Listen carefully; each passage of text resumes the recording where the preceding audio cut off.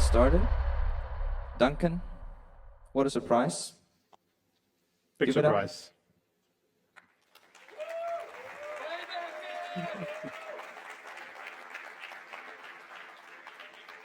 So, nice to see everybody. My name is Duncan Wilcox, and what I'm sharing today is a story of a nice performance win with a product I co-developed, and that product is Sparkle. So, Sparkle is a Mac app. We started building it 10 years ago, so Objective-C. It's about 500,000 lines of code now, and Sparkle is a visual website generator, meaning you draw a website and Sparkle codes it. So the UI is normal Mac UI. It looks like iWork a little. We kind of designed it to be iWork-like for familiarity, and follows Mac UI conventions. It has many cool features. For example, this is an AI-powered background remover, and then text wrapping around it. The canvas and the image generation are heavily multi-threaded. Many great features. You should try it. It's really cool. So in a website, we have a few assets like images, perhaps a few additional assets, and a website structure, and all that goes into a project file. So this talk is about that project file, or fun things in trying to improve the performance of loading and saving. So some Objective-C runtime hacks, some low-level file system stuff, and some obscure SQL. So there's a small problem. This is a sort of clickbait. So, unintentional clickbait. It's hard to measure things and to benchmark things sometimes. So it's more like 30 times. These Pragma guys, they're tough people. I don't know if they would have taken the talk if I said only 30 times. So, but I understand if you're outraged and want to storm out the room, totally cool. So what is the problem? We have this project file, and then, as you imagine, it contains every asset that the user adds to it. So it's only ever growing. It's over time. We started with project files which were megabyte or two. These days, 200 to 500 megabyte files seem normal to us. And people are, how do I send a file? So we're big WeTransfer fans, and. But we've seen files, like largest file we've ever seen is 147 gigabytes. And that's kind of hard to even work with. I mean, I could even try benchmarking that because 2 copies of the file will not fit in the free space of my Mac. So we're going to focus on a second largest file we've seen. If we make performance good for that file, then we are kind of future-proofing our file format, and we're more confident that it will work for more normal file sizes. So this particular website is 35 gigabytes, 300 pages, 100,000 words, and all that. It's still pretty big. And we'll focus on this, so a large website. So working with this, loading is, in the previous version of Sparkle, took 1 minute and 25 seconds. So that's like a beach ball spinning for 1 minute, and saving it happens in the background. But if you with NS document, if you save twice, then the first copy stalls, the first save stalls until the second one has finished. So it's still too much. I mean, so a question we get is why not use a file bundle? And I don't know if you're familiar.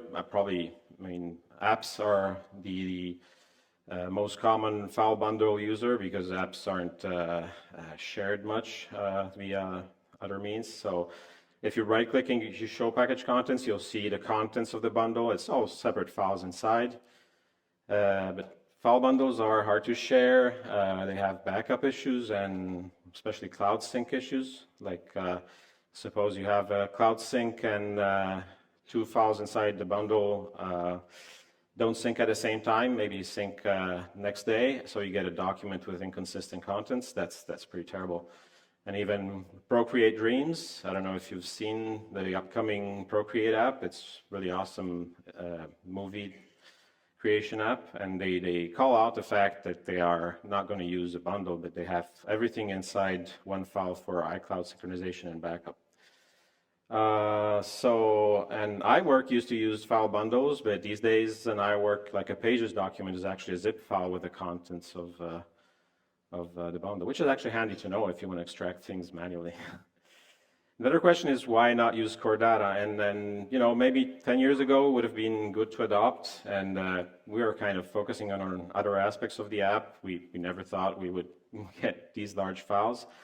And 500,000 lines later, maybe it's too big of a change to our code base. So I guess we're going to have to, rebuild many of the things that core data does. And so, that's how it goes if you ignore history and all that. So let's try improving load time.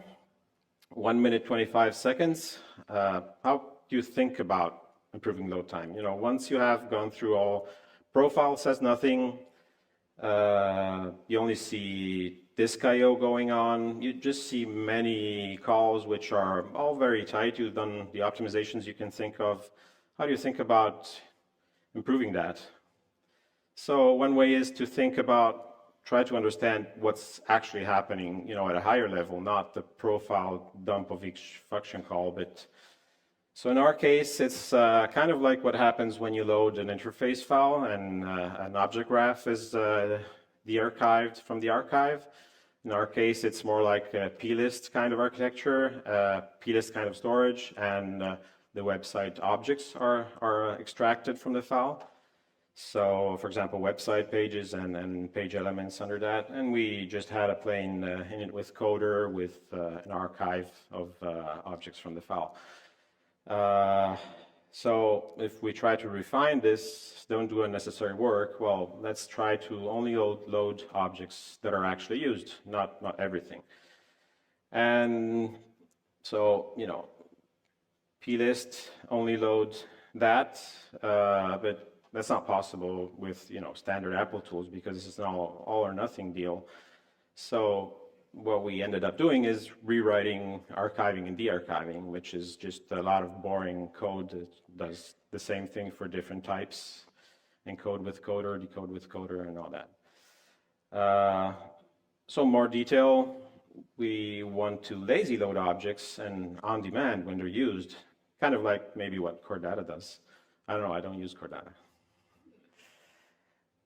So these are the objects which eventually we'll have in memory, but we have, since it's a graph of objects, we have to sort of maintain this relationship ourselves outside of it, so that we have an object store around that. And we'll start with placeholders, so we'll have all these boxes which are kind of undetermined. How do you even do that? Well, that's what the NS proxy does. So Apple provides us with this class, which is described as an abstract superclass defining an API for objects that act as stand-ins for other objects or for objects that don't exist yet. Perfect, that's what we need. But how do you go from an NS proxy to our own, say, image object? What's the process there? Well, a few steps. We instantiate an NS proxy.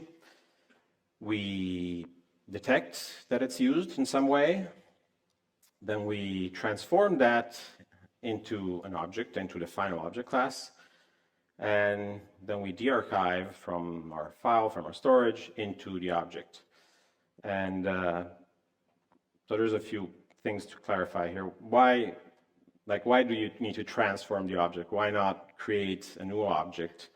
And that's because the object graph, it is predetermined in some way. All objects contain pointers to others, and so if we don't replace, we get a broken object graph. So we need to actually keep the same pointer, which is probably a limitation of how C works, or Objective-C works, but we need to keep the same pointer and transform the object in place.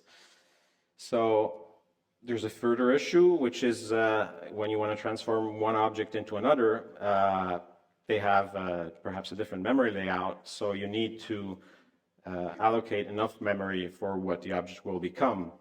For, say, it has more IVARs or a different internal structure.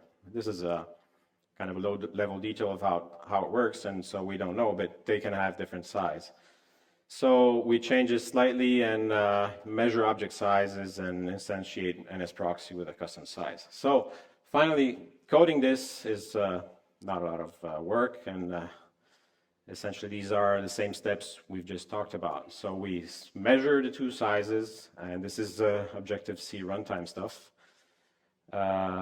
We take the largest of the two, then we allocate and zero out a little bit of the memory, and then we do this construct instance. This is equivalent to when in Objective-C you write alloc. Alloc does this essentially. And this is not really much documented, but the Objective-C runtime is open source, so you can just browse it and check it out and understand how things work. So next is detecting the use of the object, and this is standard Objective-C machinery for forwarding a method call. When we get called a method signature for selector on our NSProxy subclass, essentially it means that Objective-C method invocation has failed to find a selector on our object instance, and so we are asked to provide a method signature. We just get the method signature of the target class, and then we'll be called with a forward invocation. So we can then forward the method invocation to our actual real object. This was used a long time ago for remote objects, for calling from one machine to another, I guess perhaps next step era. Anyway, so next step is to do this object transform. So this is our own method. It's not anything about Objective-C stuff. But what we do is clear out the object memory, because Objective-C semantics are that an just allocated object is all zeros. Then we do this set class, which surprisingly, I mean, a class can become a different class. That's an object can change from one class to another. This is a dynamic runtime feature, not something found in static languages. And then we call our own object instantiation from our object store. So now we can complete the implementation of our forward invocation callback. So there we will load the object and then forward the invocation. So invoke the original called method on our target object, which is the object we are sitting in. So what's interesting here is that from now on, this object will, this object replacement machinery will no longer be called. It will never be called again, because the pointer now points to an object of the new class. So if the same method is called the second time, it will just go through to the actual implementation. So this is lazy loading. It's pretty straightforward once you figure out all the little bits. And what's the performance like? Well, this was our loading time, 1 minute 25 seconds and 2.5 seconds. So I mean, we haven't loaded everything, but now the object graph, or the parts of the object graph necessary to show the initial window of the customer's 35 gigabyte project loaded in 2.5 seconds, about 30 times. There are some drawbacks in doing this. Well, we are reinventing the wheel in a few places, like our custom dearchiver is of course slower than 30 years of optimized plist reading and object instantiation. Lazy loading is not like never loading. Eventually we get hit with performance penalty when we end up actually loading the object. So we have to be attentive and measure things and see what happens. There is some trouble with our architecture is not super clean, so sometimes we have post-load side effects, like performing some operation on the just loaded object, Well, once you have lazy loading, you don't have the original order of loading, and so the side effects don't happen in the same order. So you have to kind of watch out for that and ensure that it doesn't break things. It does.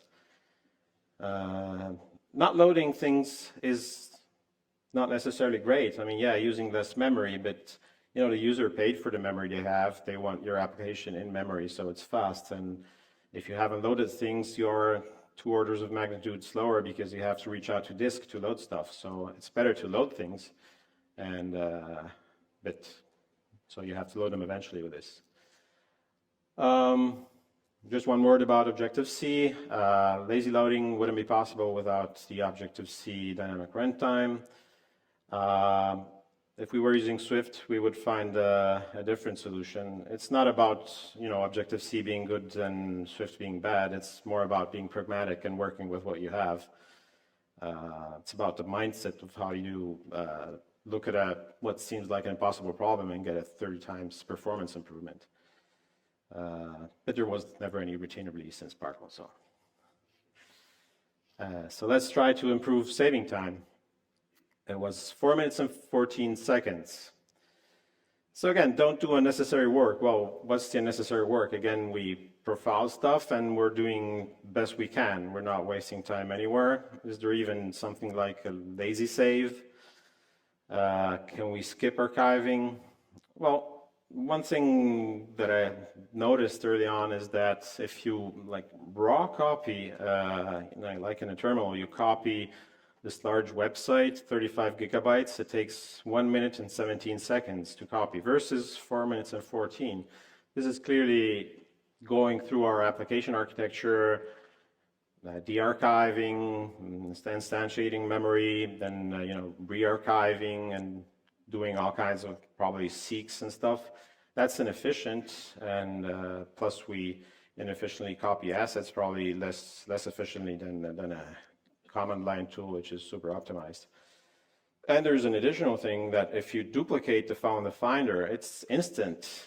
It's like you can do that in a terminal with a cp-c. That's a clone.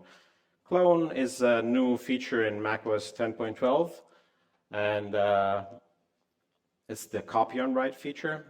When Apple introduced APFS, they added copy on write. It's so fast, it's hard to measure. I mean, it's instant. And how does that work? Well, normal copy is, you have a big file and the time to copy is proportional to the length of the file because each block is copied one at a time.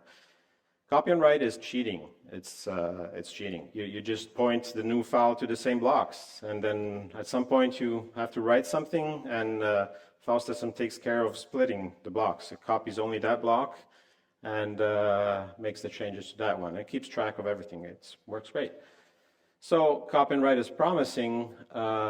What's going to happen is that we will copy the whole file, and then we'll get everything that was in the old file in the new one, of course. It's a clone, but then we have to change that.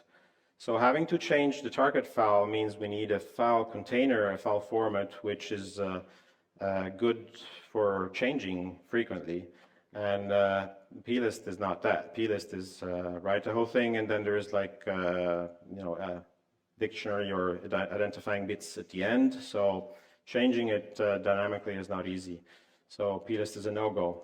So maybe the zip file Apple used, and we played around with this, but zip file is the same. It has the dictionary of the file at the end, and it's not really made for moving stuff around. You cannot leave files in holes in the middle, so you can't really delete stuff and leave empty space. We could rewrite perhaps a little bit of the code handling it, but I mean, it's not natural. So what's a natural file format for playing around with the contents and dealing with sort of a file system inside a file? And it's a DB, like SQLite, of course. SQLite is good for document formats because it's a single file. You can change contents at will. And so that's what became the file format for Sparkle 5 documents. So the plan is, let's clone the file, then go through all objects, then archive and save each object, and then remove old objects from the clone. So the clone initially has everything, but then we write the new stuff, and then we remove stuff that shouldn't be there anymore. This brings us from 4 minutes 14 seconds to 50 seconds, 5 times faster. You know, 5 times. There's some pitfalls. When you do a lot of changes to a database file, it will fragment a little, especially if you tell the database to remove the end of the file to shorten it with less data inside. And there are operations which you can use to, one low-level SQLite operation is called vacuum, so you kind of clean up the file and rewrite it. That's kind of a lengthy operation. It's the same as copying a normal copy, so it takes a lot of time to do. And it's kind of blocking, so the app would have to beach ball perhaps. On that, you also compound APFS, copy and write fragmentation, because even with copy and write, the file system keeps track of the little blocks that comprise a file. They're called extents, and there is documented extent fragmentation because of many changes to parts inside the file. So that's also a problem, and these two compound. We haven't actually done anything to work around this for the time being. We have to measure it or see that it's a problem. It's probably a problem even with SSD drives that don't really have seek issues like spinning disks, but good news is it seems that to fix this, we could do just a full application level copy of the data to a brand new file, and that would solve both problems at once. If we do it at an application level, we can do it in the background and maybe interrupt it if the user resumes using the app, and so that should work. So 50 seconds, but 50 seconds isn't 0.007 seconds, so that's so much nicer. Should try to get closer. So again, don't do unnecessary work. What are we doing that is unnecessary now? This is our object graph. Suppose we only loaded page 1 and the other 2 pages aren't loaded yet. And the user saves. What happens when it saves? Well, pages are saved and, oh wait, what's that? We're loading pages from the old file, objects from the old file, only to save them to the new file. This is because we're scanning the whole object graph. And that's extra work. We could skip that. And we can skip that because if an object hasn't been loaded from the old file, it means it hasn't been changed. And not changed means it's already in the clone file. So we don't need to read and write. We just can skip that. Is that all? Well, unfortunately not. It's not the whole story.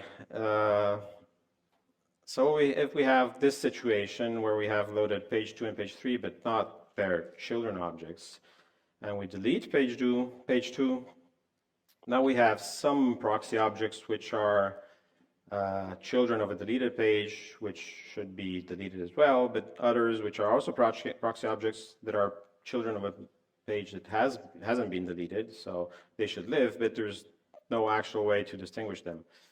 So we kind of need to keep track of live objects, kind of like tracking garbage collection perhaps. So what we do here is, well, let's build an object map and go through, scan the whole object graph, build a little table, which is naturally an SQL table since we have SQLite, and let's add a generation identifier. So generation is like the current save ID. Let's say we have generation 41. We have saved the file 41 times. When we save again, we'll bump that number up and update only the nodes that are still live. So again, page 2 is deleted here. Let's figure out an algorithm in principle to do that.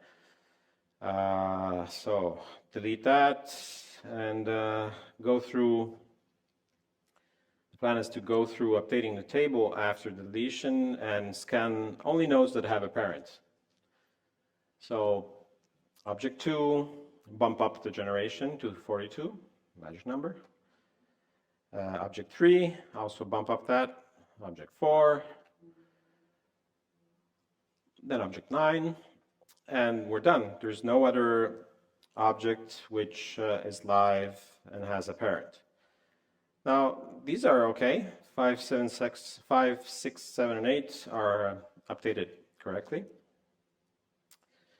I mean, they're not updated because they shouldn't be, so they're scheduled for deletion, but these are a bit of a problem. We should sort of like inherit their liveness, promote them based on the fact that their parents is live, even though we didn't scan them. So what we can do here is pick objects in the current generation, find where the cases where they are parents of another object, and update the liveness of that. So pick these ones and update those, and so this is correct now. So we're going to keep the right objects and delete the others. So if this were, I mean, this is a SQLite table in Sparkle, which looks like that. Object to object reference. So we have the I1 as the parent, I2 as the child. Not very good labels. And this is the huge recursive query, which does exactly the algorithm. Recursive SQL is, I don't think it's a standard, but there's an extension of all databases, and SQLite has had it for a while now. So this is called common table expression. It will walk a chain of related records, and in this case, it will match a parent-child relationship where the parent is live and the child is not. So by doing the update, like in the previous graph, we can delete all objects which are in the previous generation, and so only keep the newer objects. So with this, we have completed the process of safely deleting objects from previous generations. Was this worth it or not? Well, we introduced quite a few bugs, so that's the downside. Eventually, you recover that. We had a relatively small impact on our code base, meaning most of the code stayed the same. So, and the lazy loading is actually impressive how transparent it is and how it works. So after all this, what's the performance? Well, 4 minutes and 14 seconds, 50 seconds in the first take, and now we have 7 seconds to save. That's 36 times improvement. Not too bad. So we're pretty happy. The file system, the project file format is now much more future-proof, and saving time is perfectly acceptable. Well, you know, this is a pretty big file, so for normal size files, it's going to be much faster. And it's not quite 70 times, but you know, taking a page from marketing, it's 3,600%. So, thank you. I hope you learned something.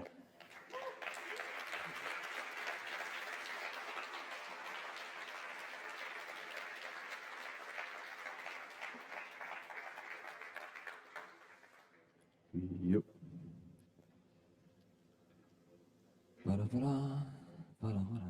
No sound, right? Not working? Is it working? Okay.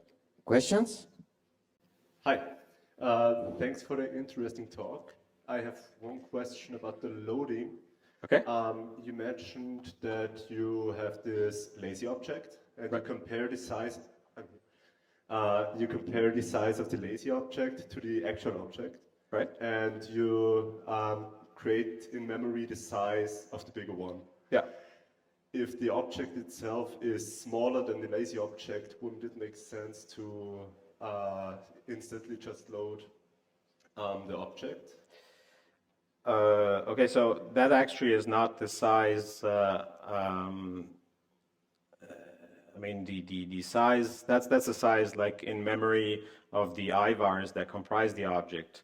So the actual loading process is slow itself. It's not that it's smaller, meaning that it's faster loading. It's just smaller as a memory representation of the object, right? If we were to load it, it will still impact the app several orders of magnitude slower because it would have to go through all the file system access and the archival. So that will, well, Okay. you can't load it, or it's not lazy loading. Yeah. Thank you.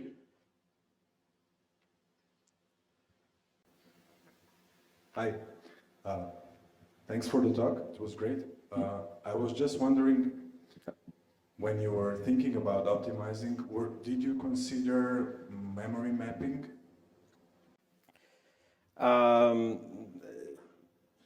So our previous implementation did have some memory mapping of the assets in the file, and I mean, it does seem to improve performance a little bit when you're loading big chunks of data. So for the object graph part, the performance penalty is not actually streaming the data from the file system into memory. That's not the bottleneck. The bottleneck is the probably memory allocation for the objects and the connections.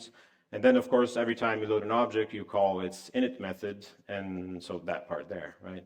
So extracting the data from the archive, essentially, that's the expensive part. And the other thing is memory mapping. We found some weird bugs. So, like, if you have customers with bad sectors on disk, which these days doesn't seem possible, so probably I should say file system bugs, what we have is that we have the semantics of a memory copy, but a disk error bubbles up as a crash, essentially. You get a SIGINT. And so that's not a very good API, I think, to say the least. So we had to drop memory mapping and just revert to f-reads or reading straight from the file. But yeah, I mean, the bottleneck is actually not that part. So we actually implemented preloading the objects without de-archiving them, and it doesn't help very much.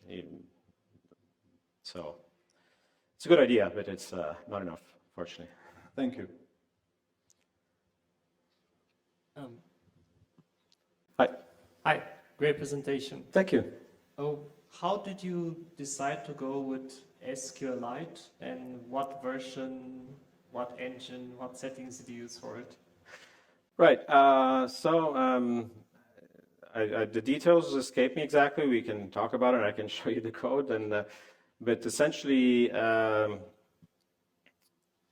I don't know. We needed a file format which could be changed in place, and I think I looked through different types of things, and then that looked like the most convincing one, essentially. We have a strong advocate friend, but SQLite works with a single file. We don't use like the write-ahead log, because SQLite's write-ahead log is permanently an additional file next to the main file, so that's a no-go. In normal use, the way we use it, it has a journaling file next to the main file, but you don't actually see that because the newly created file in the NS document architecture is in a temporary folder, so you don't see, the user doesn't see that. Once the write to the new file is completed, the whole file gets moved to replace the user visible one. So, but yeah, the journal file is the only side effect, and it's not a big problem. And SQLite is really good with large blobs of data. It's really fast if you use transaction and prepared statements. And yes, using a text language to query something feels a bit off to me, but ultimately it's not actually a performance penalty in any way. So SQLite is really fast. It's really amazingly fast. So we're happy with the choice. Can't say much more about it. Are you using some intermediary library to communicate with the file, like realm data, or are you using directly native? No, we wrapped the C API ourselves, which in Objective-C is really simple. Thank you. Yeah. I think we'll have to stop for now and go to the next one. Thank you very much, Duncan.